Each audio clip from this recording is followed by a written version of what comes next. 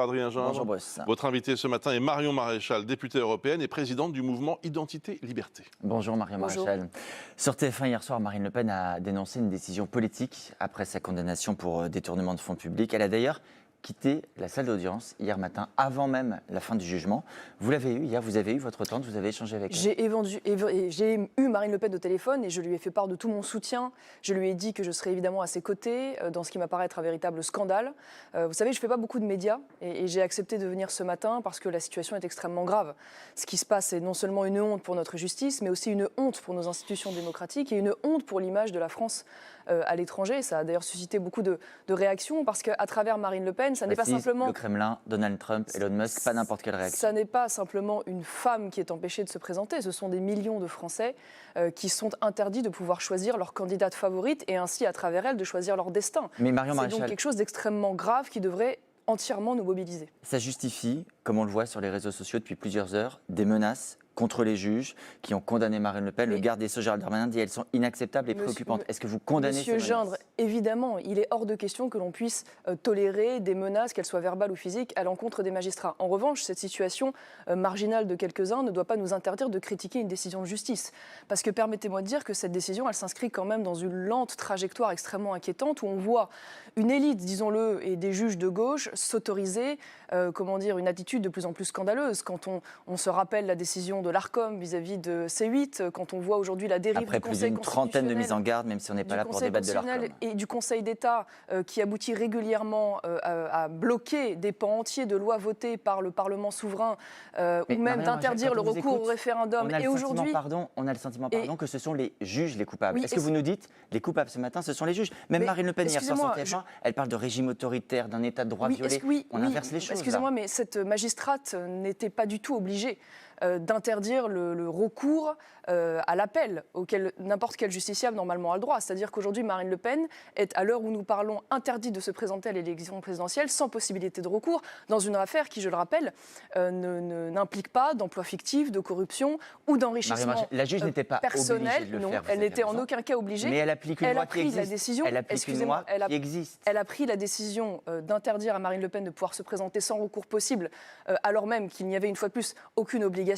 Elle parle de risque de trouble à l'ordre public de la candidature de Marine Le Pen. C'est quand même des mots extrêmement forts et graves dans un pays où, je le rappelle, candidature d'une personne condamnée pour détournement. Dans un pays où, je le rappelle quand même, il y a régulièrement, je pourrais vous citer de très nombreuses décisions de justice, j'en ai ici, des agresseurs, des violeurs, des dealers qui reçoivent des peines moins lourdes que celles de Marine Le Pen. Candidats à la présidentielle. Donc tout ça, excusez-moi, mais tout ça s'inscrit quand même dans un contexte général de laxisme judiciaire extrêmement grave, et on voit qu'à l'égard de Marine Le Pen, en revanche, ce laxisme habituel ne s'applique pas, voire même la décision est encore plus dure qu'elle ne l'est traditionnellement. Quand on dit décision politique, juste pour bien comprendre, vous considérez que les juges ont agi sous influence, qu'ils sont aux ordres de quelqu'un ou de quelque chose ? Je ne crois pas qu'il y ait un ordre quelconque. Je crois qu'il y a aujourd'hui beaucoup de juges qui prennent un certain plaisir à pouvoir s'en prendre politiquement au camp national au sens large. Il suffit d'ailleurs de voir un peu le poids de mesure qu'il y a eu dans une affaire relativement proche qui est celle de François Bayrou, où d'un côté on a la relaxe, là où on a une condamnation une fois de plus extrêmement dure. Avec des montants qui n'avaient rien à voir. On parle de 300 000 versus 4 millions d'euros. Vous savez, ça n'est pas un sujet proprement français d'ailleurs.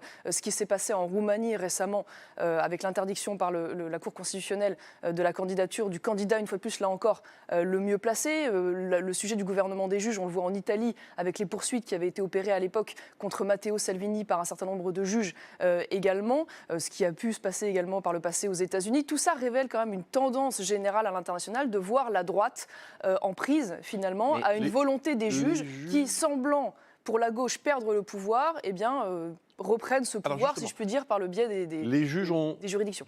Les juges ont trop de pouvoir pour vous? Je pense que là, clairement, on est dans l'abus de pouvoir. Quelle serait la solution? Quelle serait la solution pour que ce que vous dénoncez ne se produise pas concrètement? Comment est-ce qu'on pourrait faire? Parce que vous semblez en douter, mais cette magistrate, en l'occurrence, a fait part par le passé de la sympathie qu'elle pouvait avoir, par exemple, pour Eva Joly, qui est une candidate quand même très, très à gauche. Donc c'est pas. La solution, c'est quoi, du coup? C'est pas une surprise. Je pense que ça tient à beaucoup de choses. Je pense que ça tient aujourd'hui à la formation, notamment des juges, qui évoluent depuis l'école de la magistrature jusqu'à leur environnement quotidien dans un environnement très progressiste. Il faudrait trier les juges? avec la réalité du quotidien ou même de la délinquance. Progressiste étant une critique dans votre bouche. Ça tient à l'homogénéité aujourd'hui, me semble-t-il, sociale et de formation de cette profession qu'il faudrait probablement revoir. Mais moi, si vous voulez, je ne suis pas là aujourd'hui pour enterrer politiquement Marine Le Pen.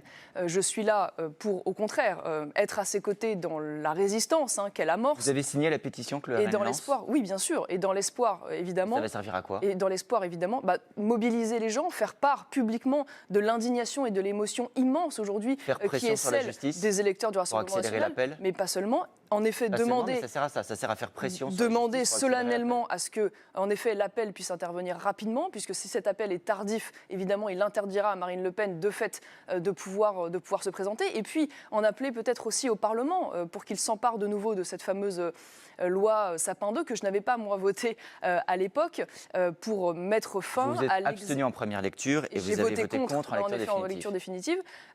Ce texte qui permet aujourd'hui l'exécution provisoire de l'éligibilité, c'est-à-dire une exécution immédiate, et pour venir dessus et permettre... Marine Le Pen ne s'est érigée contre la loi Sapin 2.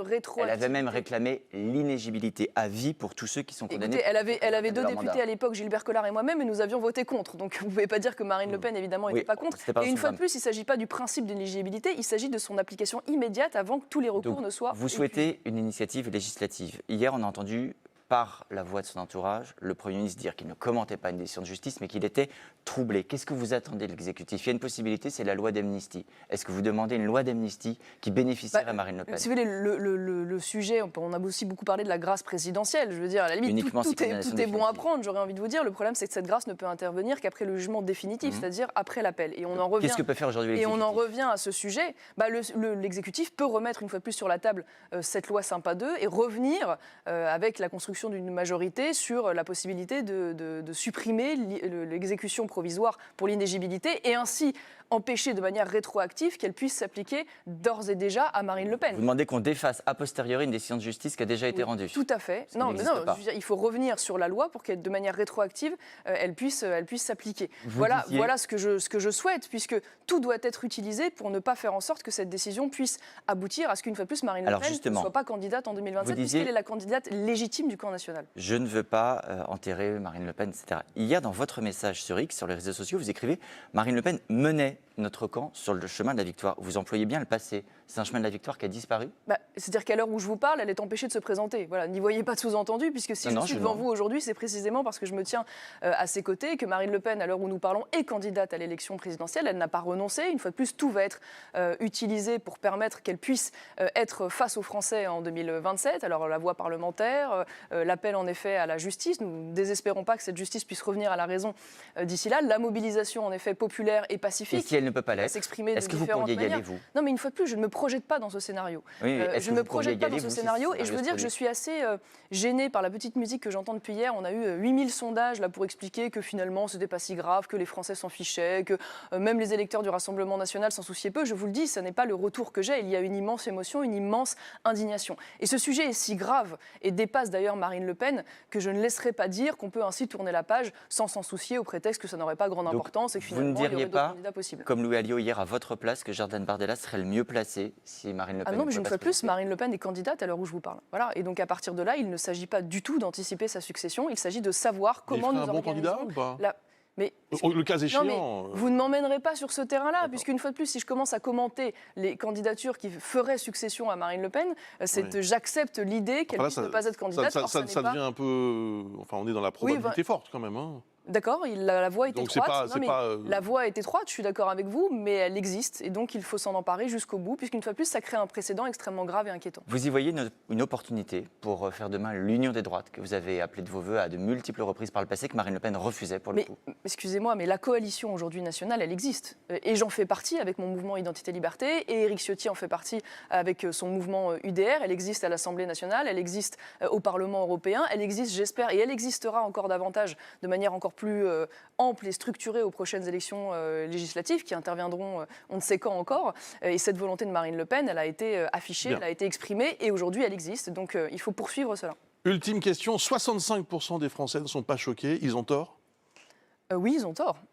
Ils ont tort puisque c'est évidemment une fois plus extrêmement grave. Il s'agit de la candidate la mieux placée à l'élection présidentielle et donc on ne peut pas accepter ainsi que la justice puisse décider à la place des Français qui pourra se présenter, comme ça a déjà été le cas d'ailleurs par le passé avec François Fillon. Merci Marion Maréchal. Merci à vous. Merci Adrien Gin.